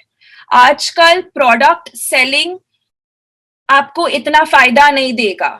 आपको जो बेचना है वो है रिलेशनशिप्स, वो है दोस्ती आपके ऑडियंस के साथ, वो आपको बेचना है। तो जब भी आप प्लान कर रहे हो मैं इंस्टाग्राम पे क्या डालूं, तो हर वक्त आप प्रोडक्ट का पिक्चर डालोगे तो आपका ऑडियंस बोर होके अनफॉलो कर देगा, क्योंकि उनको मालूम है आप क्या करते हो, उनको मालूम है आप क्या प्रोडक्ट बनाते हो, लेकिन उसके अलावा क्या। तो जब आप कंटेंट सोच रहे हो, आपको थोड़ा सा प्लान करना पड़ेगा, थोड़ा एडवांस में। पहले पहले क्या होता था कि इंस्टाग्राम पे आपने एक पिक्चर लिया, सीधा इंस्टाग्राम पे डाल दिया और आपको लाइक्स और कमेंट्स और सब चालू। बट अभी प्लानिंग का बहुत जरूरी है इंस्टाग्राम पे, क्योंकि जैसे मैंने बोला पूरा चेंज हो गया है द वे इंस्टाग्राम वर्क्स। इसीलिए क्या करना पड़ता है इस आपको एक कंटेंट का कैलेंडर बनाना पड़ता है। ओके, आपके एक कैलेंडर लो और एवरी डे वो कैलेंडर में आप क्या क्या अपलोड करने वाले हो, क्या क्या आपको बताना है सोशल मीडिया पे, वो लिखना पड़ता है। आप ये सब होगा ना आपके कैलेंडर में, तो आप प्रिपेयर और अच्छी तरह से कर पाओगे और आप फिर अपलोडिंग कंसिस्टेंटली रेगुलरली कर पाओगे।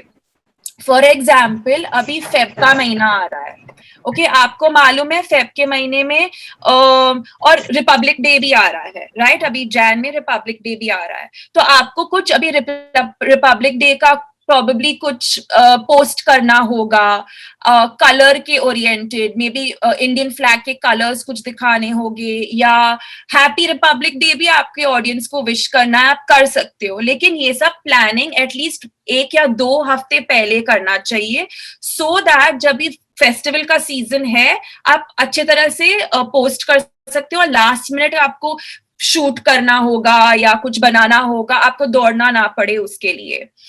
तो ये आप कैलेंडर बनाओगे तो आपको थोड़ा सा आइडिया होगा कि मेरे को एडवांस में क्या क्या प्रिपेयर करना है।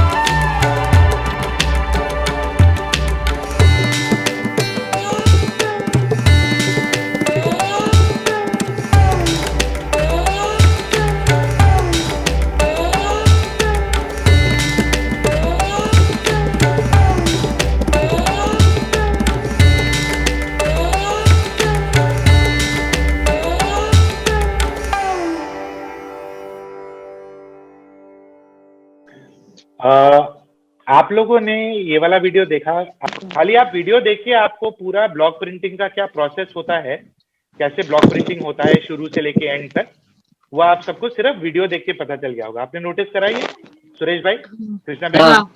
हाँ सर। है ना? लक्ष्मी मैन, आपने भी ये नोटिस करा होगा, आवाज के बिना भी वीडियो बन सकता है, खाली म्यूजिक के साथ। जी सर। हाँ।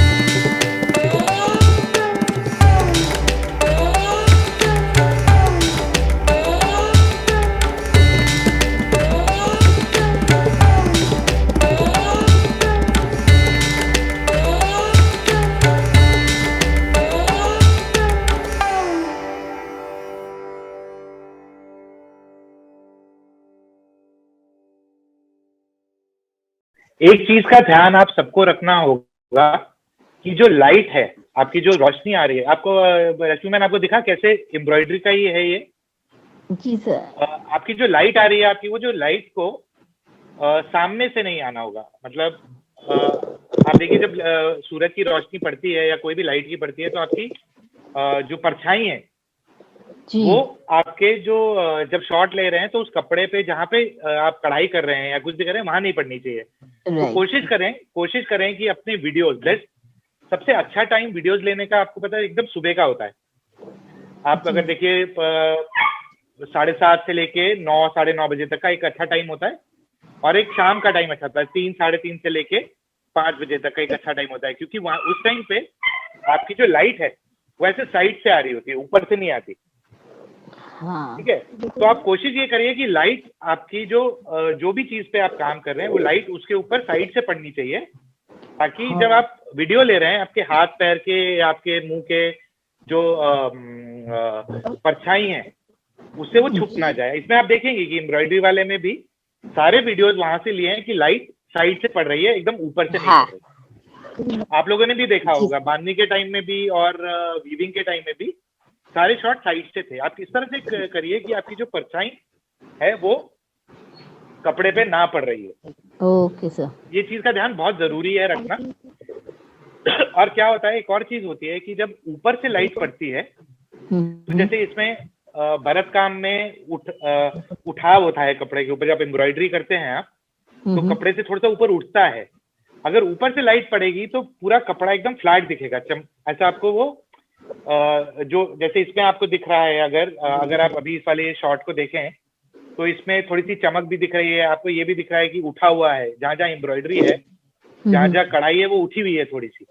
वो इसलिए है क्योंकि लाइट साइड से पड़ रही है। जब ऊपर से पड़ेगी तो आपको वो उठाव दिखेगा ही नहीं, ऊपर से ऐसे लगेगा जैसे पेपर के ऊपर ड्राइंग कर दिया है। ठीक है, ठीक है, तो मैं भी ये हाँ इसको देखिए।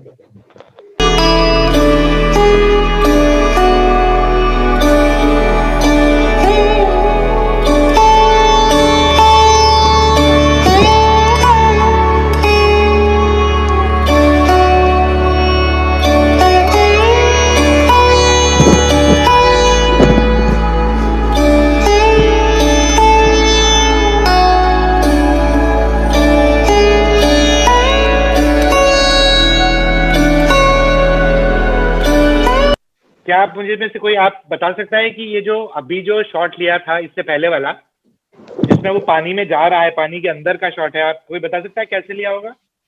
वो अंडर वाटर लग रहा था सर। हाँ अंडर वाटर है, पर वो अंडर वाटर एक्चुअली नहीं है, पर आप बता सकते हैं मुझे सोच के कि किस हाँ तरह ग्लास से? रख के, शायद ग्लास के टैंक में।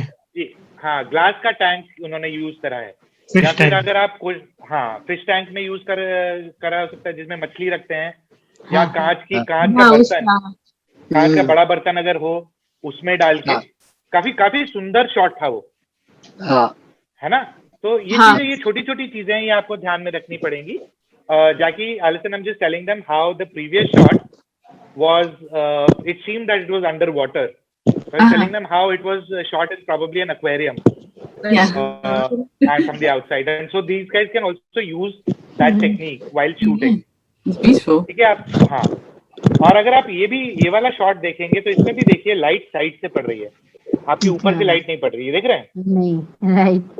तो ये सबसे ज्यादा जरूरी है जब आपका वीडियो पे आ जाता है। फोटो में तो, क्योंकि फोटो में तो एक बार को बाद में आप कुछ करके ठीक भी कर सकते हैं, वीडियो में ना मुश्किल हो जाता है अगर शुरू से ही लाइट का इंतजाम ना हो तो कोशिश ये करिए कि आपके जितने वीडियो हैं आप अच्छी धूप में लीजिए। जैसे मैंने आपको बताया सुबह का टाइम बहुत अच्छा होता है, 10 बजे से पहले तक का टाइम, और 3 साढ़े 3 बजे के बाद का टाइम। घर के अंदर की लाइटों में कोशिश करिए कि ना करें। घर के अंदर अगर आपको शूट करना ही है तो कोशिश करें कि कोई ऐसी खिड़की या दरवाजा जहां से लाइट आ रही हो, नेचुरल लाइट जो बाहर की लाइट आ रही हो, उसके आसपास आप रख के करें, ताकि वो लाइट साइड से भी आएगी और उसका आपके ऊपर वो शैडो भी नहीं पड़ेगा, मतलब आपकी परछाई भी नहीं पड़ेगी। ठीक है?